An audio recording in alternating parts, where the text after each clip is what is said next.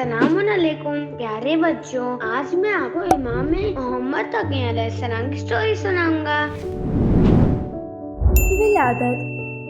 तकी अलैहिस्सलाम को मुर्तज़ा, तकी और रज़ी अलकाब से याद किया जाता है। गहवारे में कलाम।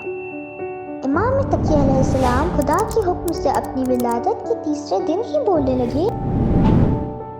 इल्म इमाम बहुत कमसिन होने के बावजूद अपने ज़माने के सबसे बड़े आलिम थे। इबादत।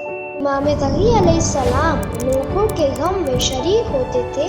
इमाम और मोतसिम, इसी वजह से मोतसिम ने हुक्म दिया कि इमाम तकी अलैहिस्सलाम को गिरफ्तार करके बगदाद लाया जाए ताकि वो इमाम अलैहिस्सलाम को बगदाद में अपनी निगरानी में रख सके। शहादत।